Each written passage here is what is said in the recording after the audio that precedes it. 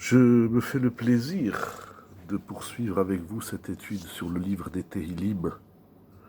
Et nous sommes arrivés, Baruch Hashem, au Perek Tetzaïn, chapitre 16. Mirtam le David Shomreni El Ki Chasitimach. Selon le Ride, ce psaume a été composé par David Amelech, dans lequel il remercie Akadosh Baruch Hu sur tous les bienfaits qu'il lui a accordés. Dans ce psaume, David Amelech va également maudire les idolâtres et il va vanter le bonheur qui attend les tzadikim dans le monde à venir. Mirtam le David. Le mot Mirtam, selon plusieurs Mefarshim, c'est un des instruments de musique qu'utilisaient les Lévi'im pour chanter sur les marches du Beth Amikdash. Et comme je l'ai déjà fait remarquer plusieurs fois, c'est incroyable que David Amelech, lorsqu'il remercie, lorsqu'il prie Hachem, premièrement, il le fait avec des instruments de musique. Deuxièmement, il en parle. J'ai pas encore trouvé une explication satisfaisante pour comprendre pourquoi il a besoin de nous dire avec quel instrument de musique il chante, il psalmodie et il prie à Kadosh Baruch Hu.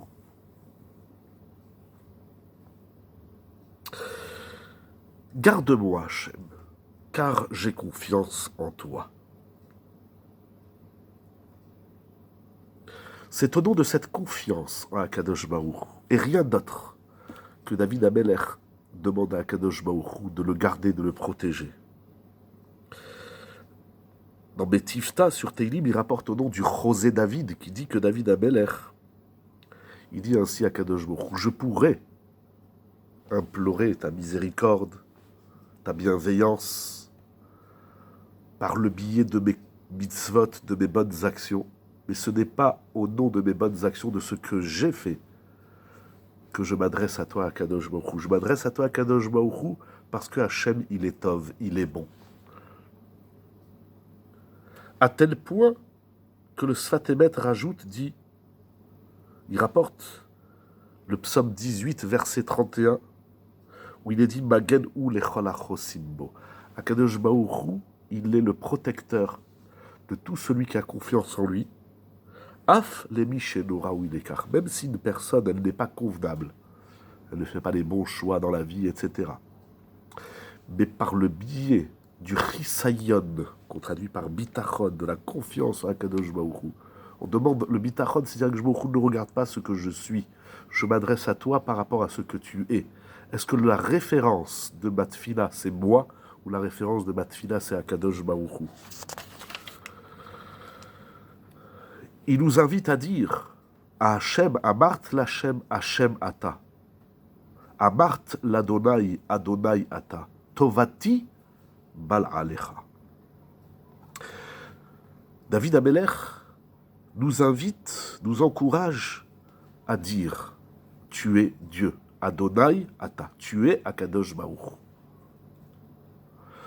Et par cette reconnaissance, par cette parole, comme on dit dans les Teilim d'ailleurs, dans le Hallel, He'emantem ki adaber. Dire, tu es Hachem. C'est toi Akadosh Baruch Hu. C'est toi le maître. Adoni, ici c'est écrit Adnout. Tu es le maître sur tout.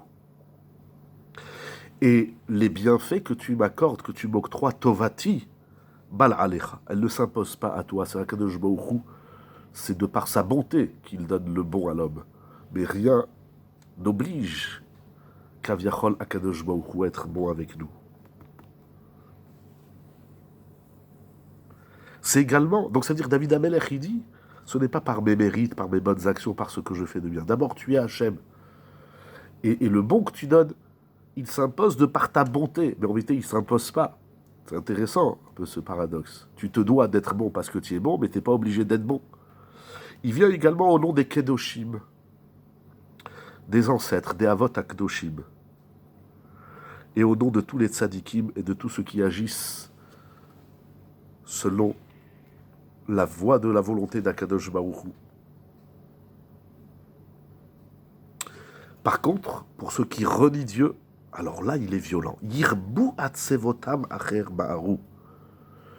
Augmente la souffrance des mécréants, de ceux qui renient Hachem.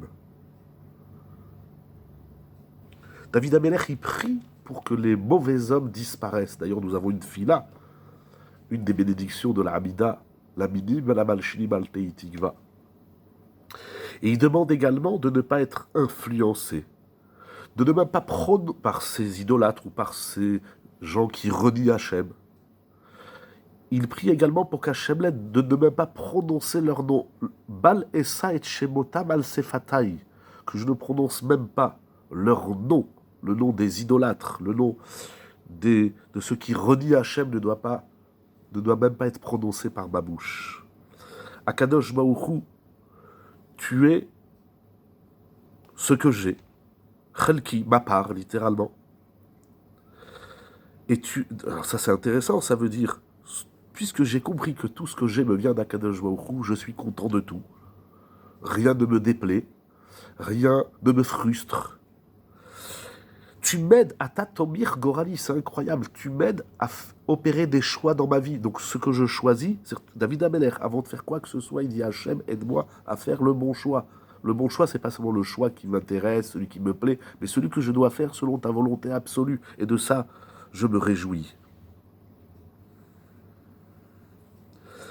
Et ce que je ferai, ce que tu me permettras de faire, je m'en réjouirai.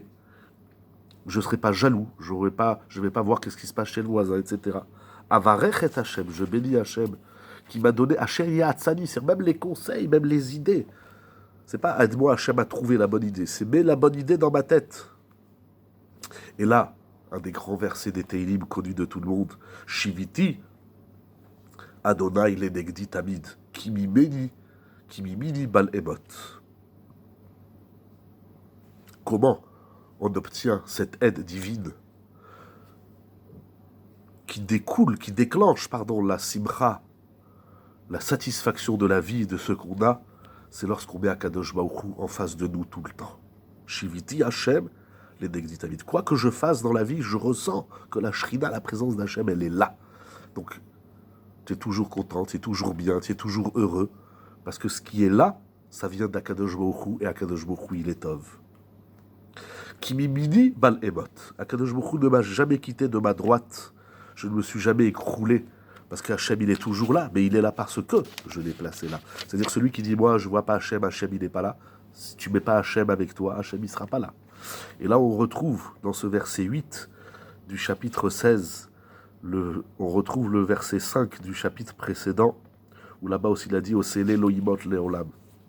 Et donc, Samach libi vayagel kevodi. Si je suis heureux dans mon cœur, je suis heureux dans mon corps et dans mon cœur, je suis heureux également dans ma Neshama. Parce que la Neshama, elle va retourner dans le monde à venir, dans le Olam Haba. Mais la Neshama, elle attend toute la vie de voir comment l'ami va se comporter pour savoir si à son tour, elle va retourner également proche d'Akadosh Baruch Hu. N'abandonne pas mon âme vers l'abîme et évite à ceux qui te craignent de voir l'abîme.